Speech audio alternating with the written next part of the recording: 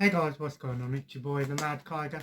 I'm back here today with another Halo review. Of course, the next one in the series is Halo 4. Um, well, this is where some controversy might be caused. This game was like, well, I'm going to be honest with you. When this game was announced, I was kind of hyped. I loved Halo 3, I loved Halo Reach. And, a lot of people were kind of pissed off, that Halo 4 didn't come out as soon as it did. Now, I'm going to be honest with you. This game, I remember when it first came out. I can't remember if I brought it or I borrowed it or I rented it. I don't remember when I first played it on the Xbox 360, but I remember when it came out. And I'm going to be completely honest with you. I played it, I beat the campaign, I tried a little bit of the multiplayer, and then I never went back to it. And compare that to Halo Reach, where I played Halo Reach to death back in the day. It kind of disappointed me in a way. Now, I'm going to be honest with you. Halo 4 is a very good looking game. It looks amazing on the Xbox 360, and because it was kind of a late Xbox 360 game, I think it was 2012, I believe this came out. I think 2012, I think. And because that's kind of a late Xbox 360 game, came out towards the end of the Xbox 360 life cycle. I know the Xbox 360 life cycle is kind of still alive. I'm not really too sure. But that is kind of a late Xbox 360 game. So it had all of the kinks worked out. It looked amazing, it played great, and all of this good stuff. But this is the game where a lot of people felt Halo was going away from what made Halo great. One of the things that made Halo so different from other first-person shooters was it didn't feel like any other first-person shooter. You couldn't sprint or do any of these things. There was no like aiming down the sights or anything like that. And well, I'm going to be honest with you. This game sort of, I'm going to be honest with you, this game was more hype than anything else. Because I don't remember a lot of people really talking about Halo 4 not long after it came out. People talked about it, they played it, and they just sort of left it there. I didn't go back and replay it. I have replayed it recently. I beat it again with my friend through the Master Chief Collection. And I'm going to be honest with you, the multiplayer was... This is where the multiplayer started to become a little bit more Call of Duty-esque, or like other first-person shooters. So it had the class system where you can make your own loadouts, and you would unlock new skins for your guns and unlock armors. There was no really proper armor customization like there was in Halo 3, Halo Reach, where you would unlock, you'd have to buy the things one by one and stuff. This went back to a more traditional, you unlock armors through, I can't remember if you leveled up or you just unlocked them. I don't really remember too much about the multiplayer. But the multiplayer is not bad. It's not bad. I played a little bit of the multiplayer through the Master Chief Collection. I don't go out of my way to play Halo 4 multiplayer. It's just when I was playing the Master Chief Collection, if I went to a multiplayer match and I got Halo 4, I was kind of like, oh, okay, that's cool. But to me, the multiplayer in this game didn't feel too much like the other Halo games. Now, I don't have a problem with a company changing the games up a little bit, trying to change it, make it more modern, more in tune to the current generation of gamers. But when you've got a series like Halo that is so renowned for being different to other first-person shooters, why try to make it into, why try to make it into something that isn't the same? Now, I'm going to be honest with you, it does have like unlimited, you can sprint and stuff, and you still got like your armor abilities and things, but you had some new features like to the multiplayer online where you could like get like perks, like you'd have extra grenades, or you'd deal more damage in a car or something like that, or a vehicle, or you would reload faster or sprint faster. So it had those sort of things that is known for, like, when I say Call of Duty, that kind of thing, leveling up perks. Sorry, I got a phone call. But yeah, I remember, so it basically, I've lost where I am, so I apologise for that. But yeah, basically the multiplayer back in the day, I didn't really play much of it, and it wasn't a bad thing. I just didn't really feel it as much as I did Halo Reach, and I don't know. I still stand by Halo Reach being my favorite multiplayer. And I'm going to be honest with you, Halo 4 really, in many people's eyes, doomed Halo 3 because obviously it's 343 Industries and Microsoft Studios, not Bungie. A lot of people felt like Halo 4 was really the game that doomed the next Halo 5. And we'll talk about Halo 5 when we get to it. But one thing I will say about this game is that it added a couple of new things. It added War Games mode, which was then later released as Warzone mode, which was basically like player versus environment. So it'd be like big battles, like a big team slayer, but they would have like AI spawn in, AI like elites or whatever spawn in, and you would get extra points for doing that. And it also added Spartan Ops. Now, the idea of Spartan Ops was it was released like basically there were 10 chapters in total, 10 episodes in total, and each episode had 5 chapters.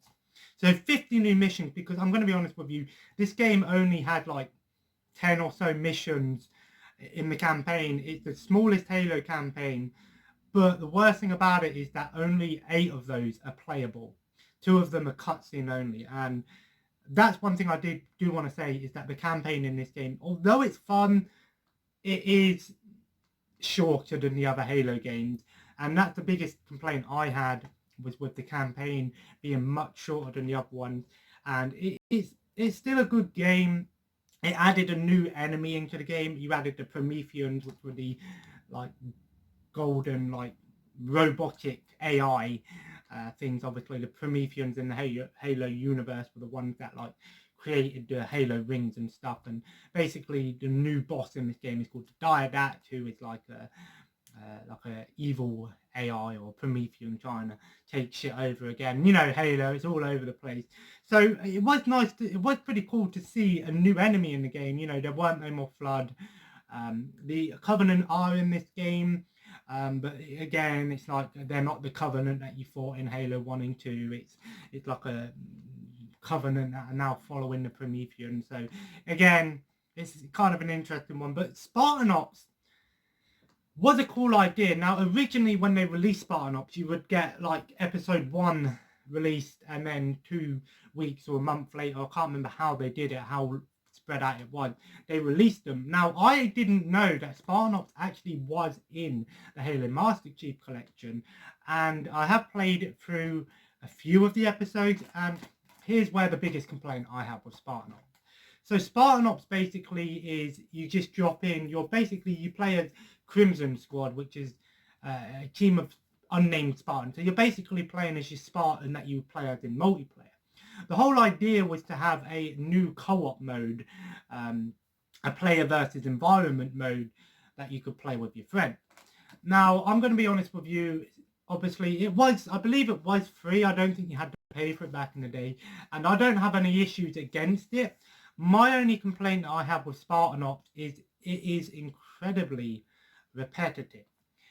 And most of the time, it's always the same maps or the same places that you've been before. And all you've got to do is get to this place, clear out these enemies, defend this, activate that, do this. And to me, it just doesn't have that much variety to it. It just seems like they try to add more missions into the game, but didn't. It don't really have a story to it. Basically, there is a little bit of story to it, but it's mostly through like when you hear it and stuff, mostly through text and stuff. And obviously, it takes place, I think,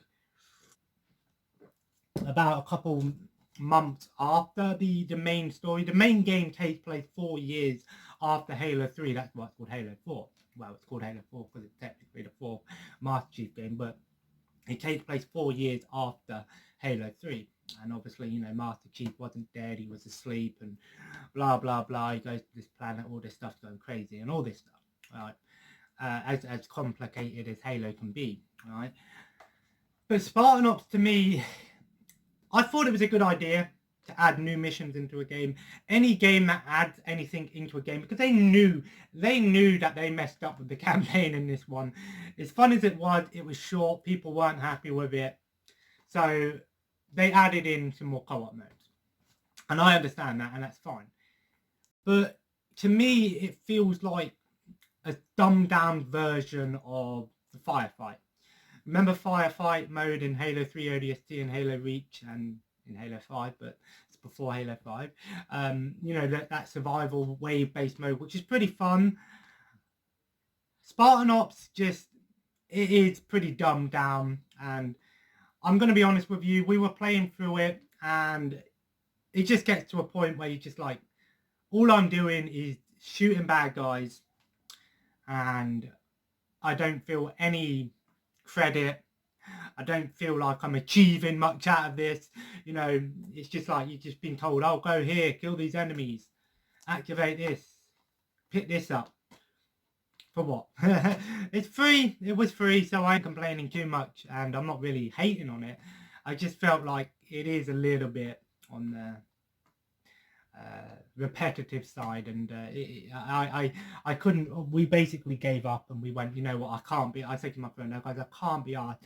We got like to the 4th episode, and I said, I can't be asked to spend another 3 or 4 nights doing the rest of these missions, because it's just nothing's changing at all, and it was just getting incredibly repetitive. But Halo 4, I'm going to be honest with you, it's not a bad game. It's a good game. It's underrated for sure. It definitely, a lot of people say that Halo 5 is the worst Halo game. I don't think Halo 5 is the worst Halo game. I definitely think it's the most different Halo game, and it doesn't feel like a Halo game. It feels more like Advanced Warfare. But I'll talk about that in the next video probably. But Halo 4, in my opinion, is the one that sort of, where they decided, you know what, we need to do something different. Even though nobody really wants anything different, we're going to do it anyway. And what we got was a subpar game. It's a good game, but this game got good reviews. But as a fan base, a lot of people turned away from Halo after this. They went, I played it, and they went, you know what, screw this, I ain't playing Halo 4, I'm playing Halo 3 or Halo Reach instead. And to be honest, I was one of those people. I didn't play it that much. I thought it was a good game, but it was short. It was short and sweet, I guess. And it was a bit of a cash grab at the time. You know, if you went out and paid £45 for this game, only to take it home and beat it in a day or a weekend. And you know, I'm going to be honest with you, most Halo games aren't that long anyway. You could beat them in any Halo game in a day, because they're not that long, you know. But I just felt like this game should have been better than what it was. It was the last Halo game on the Xbox 360. You know, they knew that the next game was going to be on the Xbox One, and they tried to put their best efforts into it. And what we got was a beautiful game. It looks amazing. It sounds amazing. But as a Halo game, it just sort of fell short on a few things. And like I said, I don't hate this game. I'm going to give it a 7.5 out of 10. It just had too many things that I just felt like were just a little bit on the repetitive side. A short campaign, it weren't very memorable. It was a game that I played, I beat it, and I just gave up with it. I didn't play any more of it.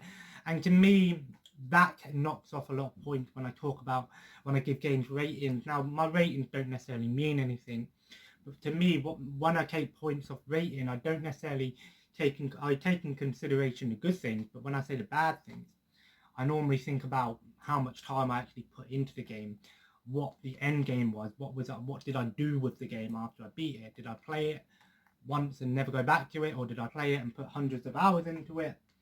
And this was one of those games I didn't.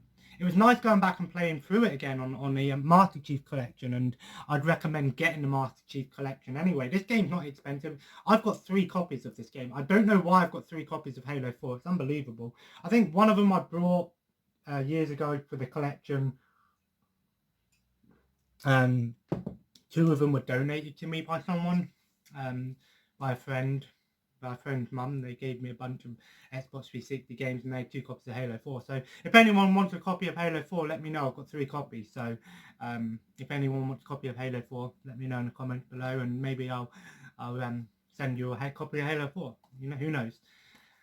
I believe you can play this on the Xbox One as well, but I recommend using the Halo Master Chief Collection.